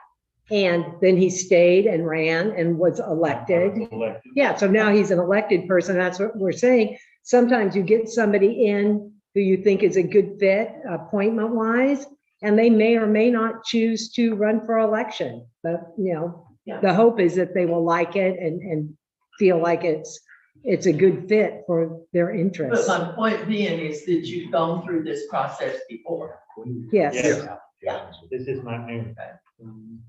but you appointed them, not the board of supervisors. Yeah, The board yeah, of- correct. right. People put in applications, we interview them, we have a discussion and we vote. And then you decided which one would be the best fit. Right. Yeah. Well, I can think right now of members in our community that have come down and complained about the price of sewage fees. I would be definitely going to them and saying, look, here's your chance to be on this board so that you can help protect all the constituents here, you know, so you can hear and know what's happening and vote on it. You know, trying to make the best work, the workers and the people they're serving. Okay, so if there is no further public comment on that, do we need to vote, Rick? Yeah, I think there should be a motion and a vote to authorize staff to publicize the vacancy. Okay, so do I have a motion? Yes, I'll make that motion. Okay, I'll second it. So we have a motion by Director Beard and a second by Director Van Pelt to authorize staff to publicize the vacancy. We'll do a roll call vote. Director Redfern, Aye. Director Van Pelt, Aye. Director Beard, Aye. Director Jones, aye. motion passes. So the legal requirement is that the notice that's included in your agenda packet get posted in 3 or more conspicuous places in the district. I think in the past, the district has also run an ad in the paper. And so I think that's sort of the standard process that we followed in the past. So my plan is to publicize it in the paper And then we posted at Harrison's, El Rancho, and Little Billboard thing by San Francisco Market. That's no longer. Can I offer a suggestion? Could we look into, not And on just, the website. yeah, on the website, not just, advertising the paper? Is there, could we look at the cost of maybe doing an insert into the paper? Actually an insert, so it's not just an ad in the corner. I don't know how many people really pick up the local paper, considering it's the Senior Valley, yeah, and actually go into maybe vacancies. I'm sure some do, but I would say we could increase the reach of willing board members if we. So that would be just a suggestion to see. I don't know if the board would take it up the extra cost, but it seems feasible. Do you guys, any other comment? We would, if you wanted to know the cost, it would be another, it would be 30 days into the 60 days to bring it back to the next board meeting. We have a meeting tomorrow night, don't we? Or tomorrow afternoon? Next week. 28th, yes, Oh. next week, but maybe trying to think of an inexpensive way to do that. And we talked earlier about our newsletter is overdue, but we've got big news coming. So we could put it in our newsletter that's sent to everyone in the district. Or we can do a mailer, or we could look at the cost of them. I understand. I actually just brought that up, Wendy, just to try to get the board's feeling. Is some of them. I remember how I was elected, right? It was word of mouth, but it seems like we're at I get the feeling we're starting to come down to a crossroads, right, where there's a lot of dissatisfaction. So the idea would get more public, I guess, understanding and more public representation for people. And sometimes people always claim, as I hear, that they had no idea that there was a vacancy on the board and it was already filled. And they're the next person here in the audience complaining that they were unaware. So it seems like our outreach campaign just needs to increase to ensure that we do everything we can so that everyone in this community is aware that there's a board vacancy and they're free to run. That's Yeah, I agree with you on newspapers. I don't think they reach very many people anymore. Yeah, and maybe, and then inserts in newspapers, I'd have to say, reach me even less. It's a difficult thing to try to reach out, and and frankly, the testimony here has been, it's pretty much word of mouth. I think we'll advertise it. What was our cost on the advertising in the paper? It will be fairly minimal because it's very short. $600? Is that what we talked about? Or? No, we didn't. Okay. I can check. Okay, but we'll advertise in the paper. I'm thinking that's advertising. We haven't tried, I haven't done a press release since I've been here at the district, but used to be when people read newspapers and newspapers were trying to get copy, you could do a press release and actually, those overworked reporters were happy to have a little information that they could pop in and maybe make some news. We'll see if we can't do something there, but we need to really, I think your call to the audience here today, you've got one of our biggest audiences in a long time, get the word out, your board to get the word out, because we're under if we're going to try to make this appointment in 1 month. Sorry, he brought up a side. The newspaper thing, but the Our press release newsletter. is good. What's the matter with our newsletter? Not that we were- On the front of the newsletter? I don't have a newsletter ready to go out. So we're going to post this thing. We've got to have it posted for 14 days. We're asking for prior to any action. So I've got to have it posted within 2 weeks of the next meeting, but we're also asking for applications and giving a deadline date for the application. So I think if we want to back out, we need to post right away and say, get us your application by May 12th. I think that's the point, is if we start sliding and missing, and frankly, staffing wise, your two main administrative staff are going to be pretty unavailable the next week, in my case, 2 weeks. So we're going to be working, we've already discussed how we're going to be coordinating and debriefing coming out of this meeting so that we can get these task items. But the idea of drafting together a newsletter and getting that into post and out to all of our customers in a time frame that supports your being able to have applicants to review and consider and appoint in 30 days from now, our next regular meeting, that's hard to see. Maybe Go ahead. Oh, I just gonna say, I think that the press release is good, and to the Valley Star and to the San Ynez Valley News. Yeah, I can contact, if you send me the copy on the press release, I can send it to Riza Georgie also. You have 60 days to make the appointment. Yeah. Yeah, I understand, but I think we were trying to get to have an appointment sooner than later, so this At the person. next, and You also send the it? next board meeting, so we would have to have a special board meeting. Doesn't the local radio station have a little board where they do functions that are they'll say if bake sales coming up or whatever for something? Not as much as they used to. There are the Barker channels on cable. You know, the local channels on cable that might do it. We get News Hawk, sorry. Yeah, a lot of people go to. I think what brings up a good point is that we're always challenged, most people are, right? And it's marketing, right? Exercise, and most people, it was that easy to get Yeah, run. I think a press release to all of those, to the News Hawk and to Riza and some of the other. And getting organizations. electronic ad on News Hawk, if it's not too expensive, Can I make a suggestion? certainly. The fastest way and the free to do it in this valley is to post it on the social media for the San Ynez chat room and the San Ynez neighborhood news. It's social media, it hits, and everybody in the valley sees it. They know it, it's free. So I think you should put it up in the San Ynez chat room and for the neighborhood news. That's 2 social media platforms that's available, that's absolutely free.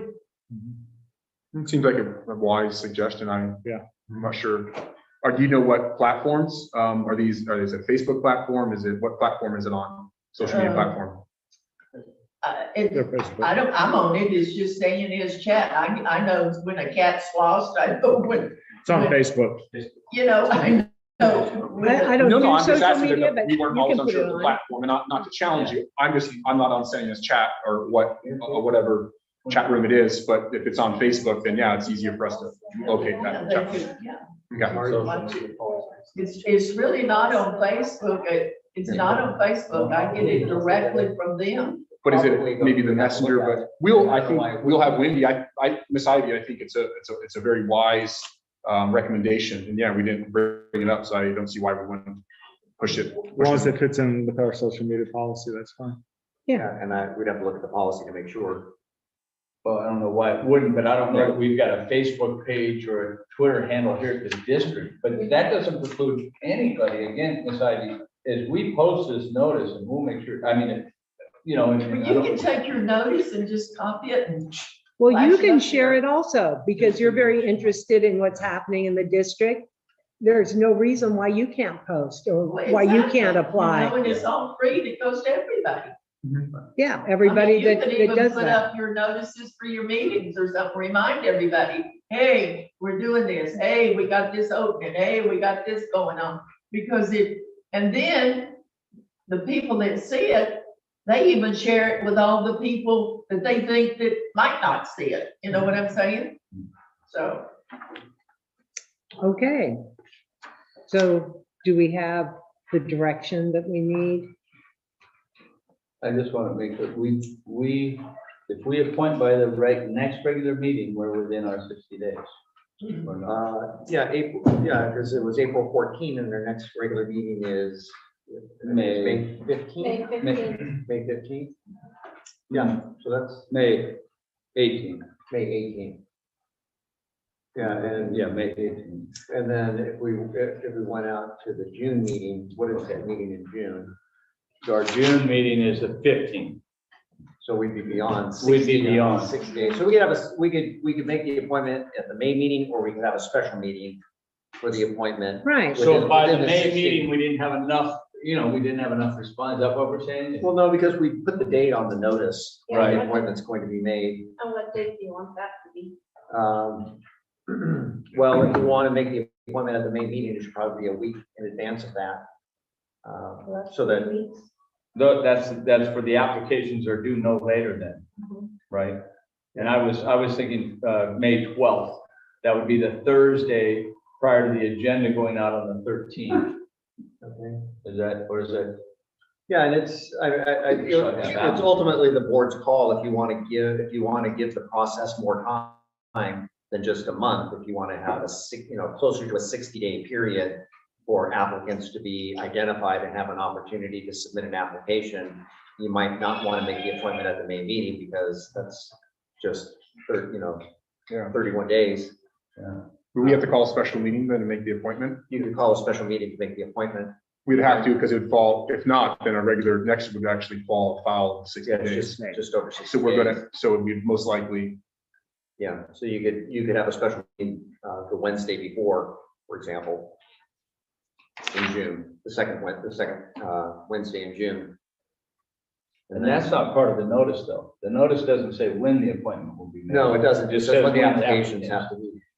but I think we Right. would, The yeah, second Wednesday is June 8th. Yeah, so potential for a special meeting on June 8th. But then so if the board's open to that idea, that let's give this process as much time as we can. We look for a special meet, we look to do a special meeting tentatively for June 8th. That would allow us to post notice directly and have applications. We could receive applications up until June 2nd. That would give, the staff would kind of gather those applications, get that packet ready for the special meeting for the 8th. Okay, I think it sounds good. And then that will allow us, and we'll work on our advertising there give it as much time as and see if possible. we can,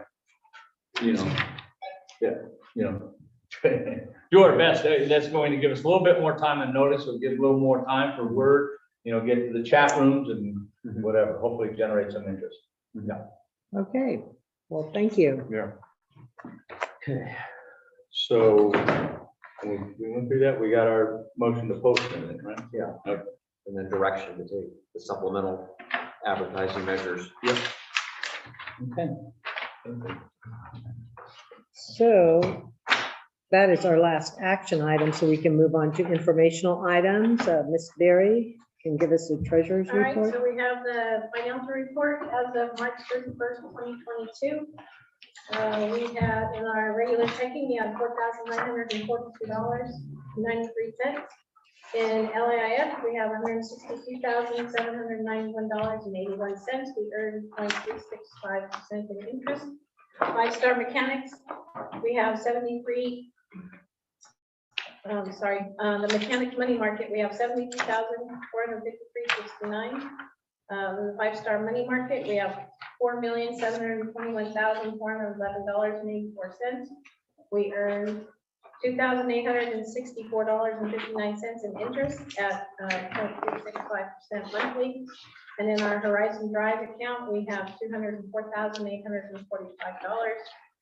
And in the CD account, we have $1.82. Petty cash, we have $150 with a total of $5,167,597.63. Are there any questions? Yeah.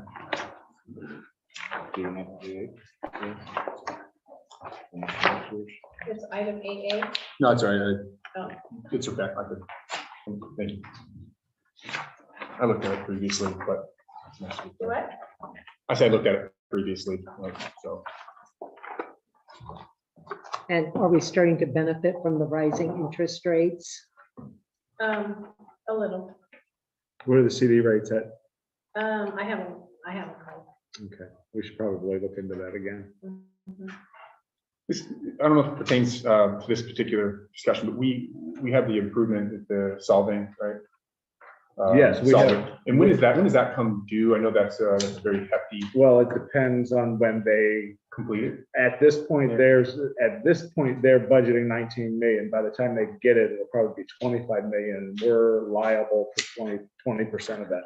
Yeah, so that's my, when I look at it, I know we've spoken previously, is make sure that people are all aware, including the board, that we have a multi-million-dollar payment that we're going to be writing to Solving. At least 4 million. At least $4 million for. So for anyone that's in the audience that might be, confused by looking at, what looks like large, robust sums of money, We have a contract with Solvang, and we're going to be, as Director Beer was pointing out, on the hook for about $4 million.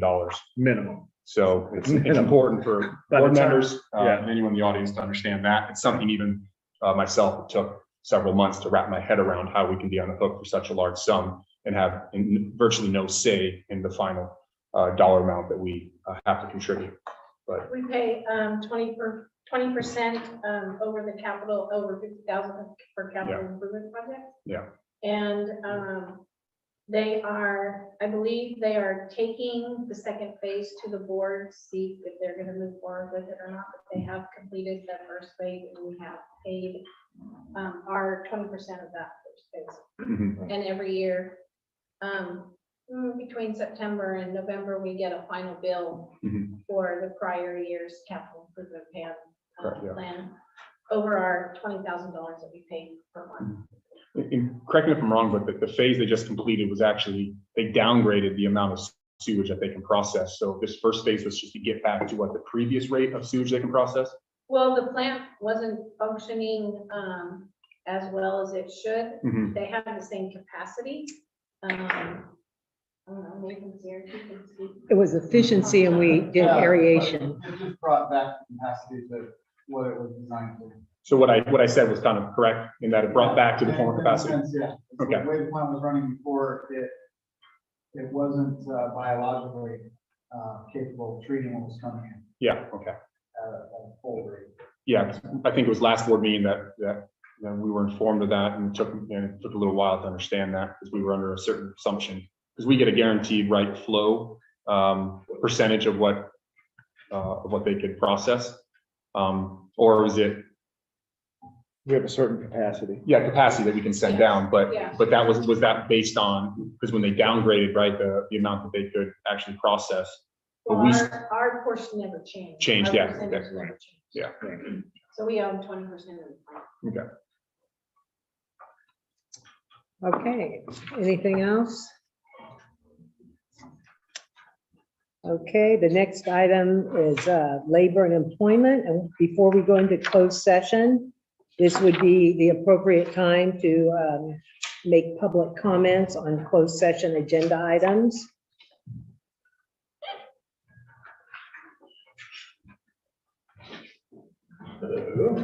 Flip around again, level 96, I understand where you. Appreciate all the board comments on where money goes, where it comes from.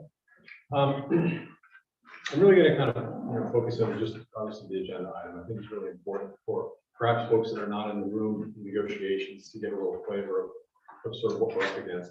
I'm in a business where we're very often in an adversarial process, but I do believe in bargaining in good faith. We've had amicable negotiations. I think both parties have tried to bargain in good faith, move down the road towards an agreement. But the board basically has taken a position that's just untenable, and it would be for probably anybody in this room. We're really looking at wage reduction or overall compensation reductions of about $2,000 a month. And that, I think, roughs out to around 25% of their overall income. Anybody in this room, if you take a second, just think about what it would mean to your life, your lifestyle, your family, your ability to put your kids through college, your ability to take vacation, everything about the life that you lead, what that would mean to you. I think it's a very significant reduction. There are other issues in bargaining that we're talking about. We still are in bargaining. We just came out of mediation where we were unable to reach an agreement with the assistance of a mediator. But that mediator did retain jurisdiction for 2 weeks. And so I don't want to do anything in this process here that will make it impossible to reach an agreement if the parties can realign their preferences, realign their priorities, and come to some sort of a deal. I will say that we did have a number of folks that were here earlier, and we have some folks from the city of Solvang that are here. Anything that happens here obviously affects the valley in general. Okay, I mean, we've seen what's happened politically in the city of Solvang. We've seen, potential economic impacts, to, you don't have to think of the union, you don't have to think of union members, but to the city of Solvang employees. Okay. So there is a larger concern, here that, something like this does affect the market, let's just say, for employees in the valley. I personally, in 30 years of negotiating, my last job, I spent 10 years as Director of Labor Relations and HR for a large transit firm out of the entire Western US. Approximately 40 labor agreements under my responsibility. So I had a chance to be on both sides of the negotiating table, and I've just never, ever seen, an initial offer from an employer like this. And I have never seen going through negotiations day to day, day in, day out, 8 months long, and to still have this kind of a proposal on the table from the employer. It is very extreme. The board has not really ever stated that there's any inability to pay. So, their inability to pay turns on some other dynamics in labor negotiations, but that's never really, been the issue. And we do know that the Chumash pick up a significant chunk of the compensation for community service district employees. So when you look at the cost that you have to bear and you look at the salaries and the benefits of the folks that work here, yeah, I think you have to temper that a little bit with the fact that, there is some supplementation in that. And so it doesn't bear the community service district doesn't bear the full brunt of the economics, of the employees that work here. There's a couple of ways that things can go. So what I'm going to do is kind of just summarize a little bit, and I know that Nate will speak to you later and shed more light on it, I'm sure, for the board. But we're in a situation now where we finished mediation. We couldn't get any traction. Okay. The mediator has retained jurisdiction for 2 weeks. I think that takes us up till April 27th. At which time, the board could move to impose, we could declare impasse, we could declare impasse, any number of things can happen. Limited number of things can happen. If we reach agreement, we can come to some agreement with the board and get everybody back to work, get a labor agreement together and move on. That's great. Honestly, that is still our objective. If we can't, then ultimately one side or the other will declare impasse. When that happens, then we will go into fact finding. Fact finding is a process that takes place in front of an ALJ, administrative law judge, and it involves presentations by both sides. It involves the presentation of facts and data, and we do have some issues with the data that the board is presenting related to comparable salaries and benefits and so on, and we are discussing that in negotiations. When we go into fact finding, it takes about 45 days, I think, or something in that zone. The time is not really the big issue. It's just the continued expense and back and forth on both sides. Taking a process that for this small a group, to be at the bargaining table for 8 months is pretty extreme. It's a great expenditure of resources on both sides for a process that is generally fairly quick and moves along fairly well. The amount of reduction in overall compensation is a bitter pill to swallow. What the board is doing is really taking on their own employees. It's not the union. We're here to represent them. I don't know what would happen if we weren't here. Okay. But with a union representative here, we're looking at a devastating change to the lives of the employees that work here. At any rate, we'll go through fact finding. Like I said, that wastes some more resources and takes a little bit more time. Obviously, we're obligated to represent our members to the best of our ability. So, I have no desire to be overly adversarial. My parents sat in negotiation, through virtually every session that was there, Frank, as well. And there's not a lot of name calling. There's not a lot of finger shaking.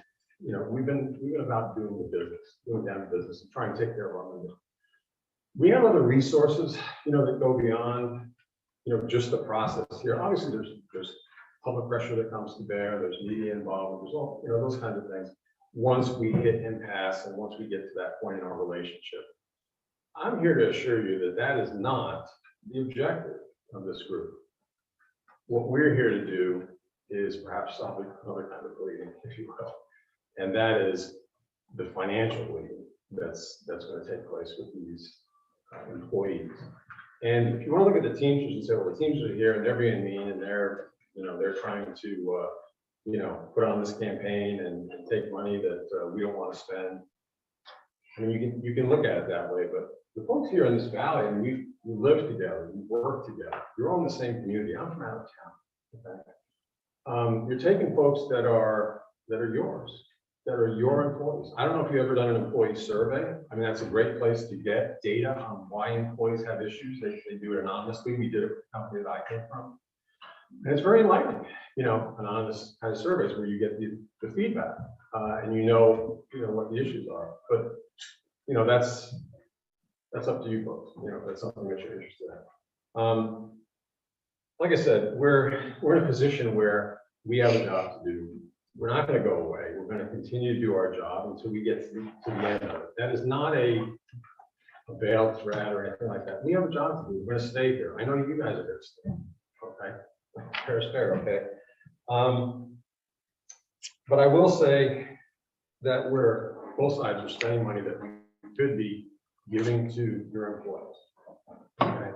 And I honestly, I just don't see the rationale for it, with the fact that their compensation, total compensation, is very heavily supplemented, from another source, which you mentioned. If there's details that we don't know about the financing, I mean, we can present those during negotiations. But I'm really here, this evening just to make an appeal for your employees. It's not that the Teamsters against the board.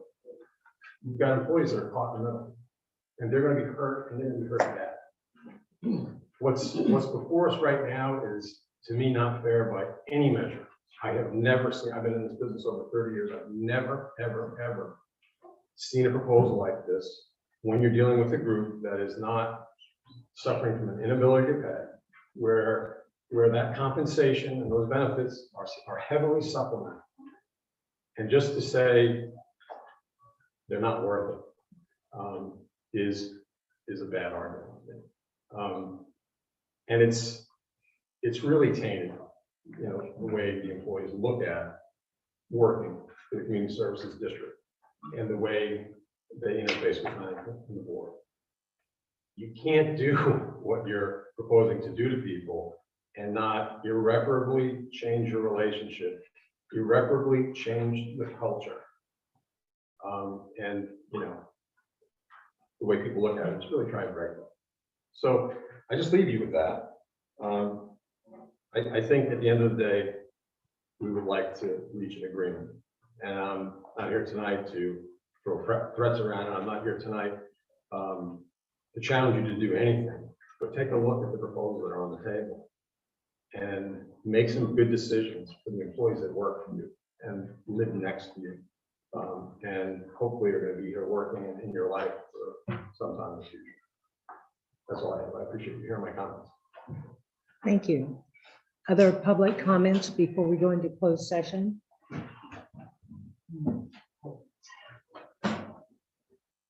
So one of the things that Jeff, the Teamsters 986, one of the things that was brought up was the ad hoc committee. It seems like there's a lot of discussions on ad hoc committees. And one of the things that I was kind of thinking that discussion was taking place is, maybe it should be something to consider to designate new members to the ad hoc committee that was formed for negotiations.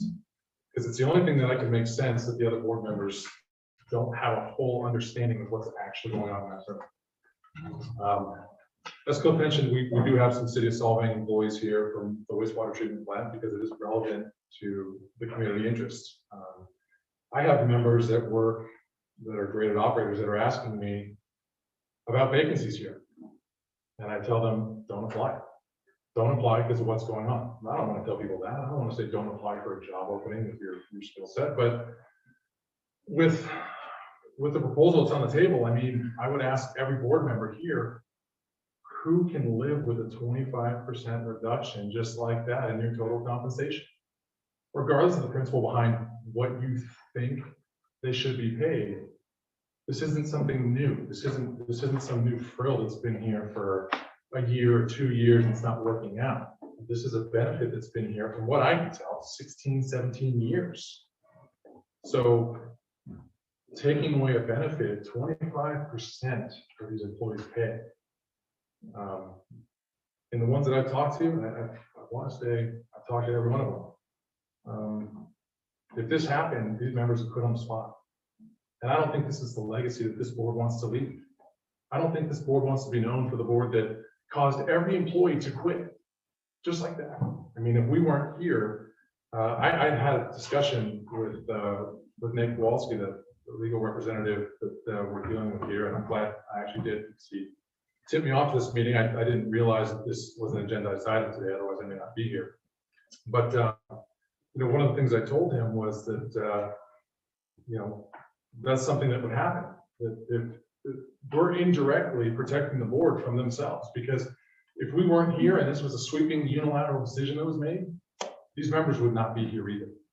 And I don't know what the plan, maybe that's the plan. I don't know, but I don't think that's it. I don't think your guys' plan is to get everybody to quit. I think that would be tough for members of the community and everyone else. So I would definitely say that this is something that you guys should, the rest of the board members that are not sitting in that room should really pay close attention to, especially when you go into closed session, and really ask these questions, because taking away $2,000 from somebody every single month, $2,000, that's a mortgage payment.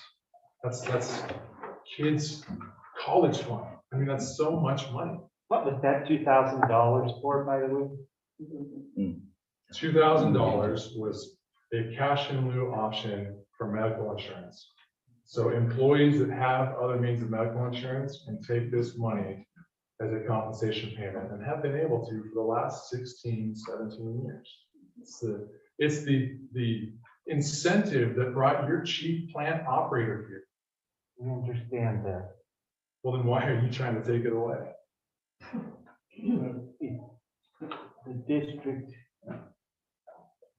needs. You know, the thing is, we signed a confidentiality agreement. Both sides agreed to confidentiality. So we're at a little disadvantage here, Frank, because people that are not being confidential have, you know, going to say what they want, but we're going to honor our agreement to negotiate confidentially and in good faith.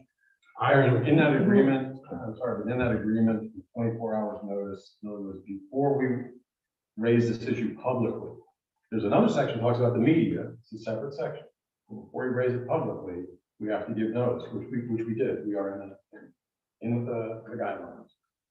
And I would just say, irrespective of a confidentiality agreement, this is a time for public comments. So you receive the public comments, but I don't think you want to engage in public debate or negotiation on this issue. I think we received the public comments, and then we've got a closed session to talk about the negotiations going forward. No matter how crooked they might be. And I'll say that You can briefly respond, but I'll say that the level of disrespect that is being displayed even right here, I mean, we're here to give public comment to the board. We're here to share our opinions, our experiences, what we're facing. We're being the voice of our members here. And so when I have a director, someone who's supposed to be professional, who's sitting here shaking his head, rolling his eyes, making snide comments. At least he didn't ask you how you sleep at night. Again, we are entitled to our public comment, and as Do you get paid for this? as your council has said, there is no obligation for you to respond.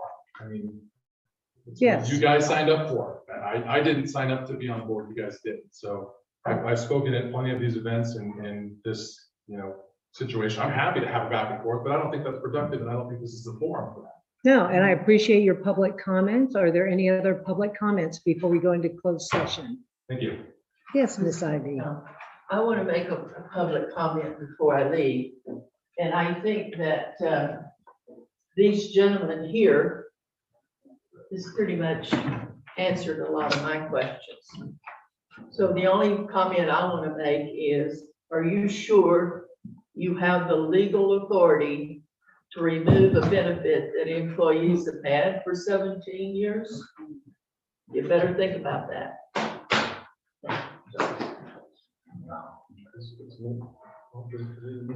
Any other public comments before we go to closed session?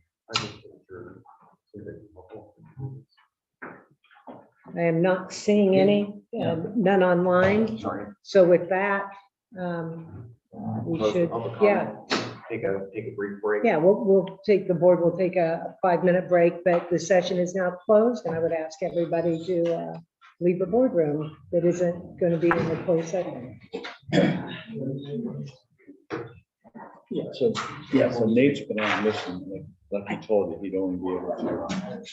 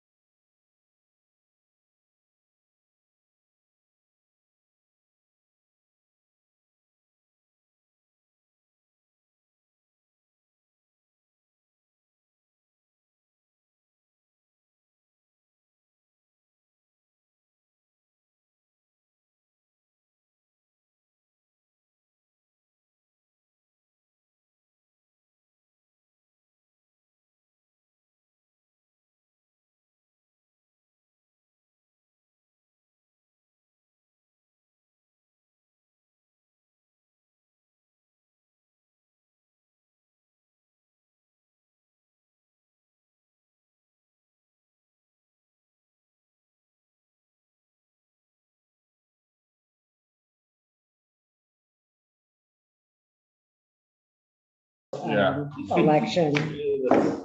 Easiest vote I ever made. Yeah. You know how to, you're supposed to make yourself useful or make yourself scarce, and Jay is always useful. And Mike, this was really. Yeah, but when you're here, you're That's how, useful. thank you. Yes, I think this is great. Yeah, we're back. If you want to do that. Okay. Okay, and so we're back in open session and no reportable, oh no, the first one was the labor negotiations. We gave a direction to our legal negotiator, our lawyer. And then the other part, we didn't do any reportable action when it comes to the hiring of the GM. Okay, so now what we're looking for is a motion to adjourn. I'll make that motion. We got a motion? Do we have a second? I'll second it. Wait. Did we cover whether we are gonna have somebody cover for the 2 weeks Mike's gone? No, he's gonna be available via phone So and, everybody's comfortable with that. well, I understand what you're, I'm not comfortable with it, Maybe come in 2 days a week. but I'm gonna check and see if anything needs to be signed. I'm not gonna be bulldogging in the corner, but just, and I you like can the all twice, do as you that. said, every day seems right. Seems a little too. Yeah, but different people can. When you're in town, stop by the office, see if there's any checks that need to be signed. Everything going okay? Yeah, but I mean, that's not gonna tell you very much. Yeah, but I'm not trying to be a cop. I understand. But I do think it might be wise for 1 or 2 days to have somebody Yeah, okay. during the week. And John is gonna be here on the 28th, and you're gonna be telephonically available throughout. Right. But, yeah. Just leave her. I know, Well, because I would think that would be wise. I just do. Well, point taken. Let's just do our best. Okay. And did we haven't voted yet on the adjournment, right? No, we have the motion. So motion on the table to adjourn, motion by Director Van Pelt, seconded by Director Baird, and I'll do a roll call vote. Director Redfern. Aye. Director Van Pelt. Aye. Director Baird. Aye. And Director Jones. Aye.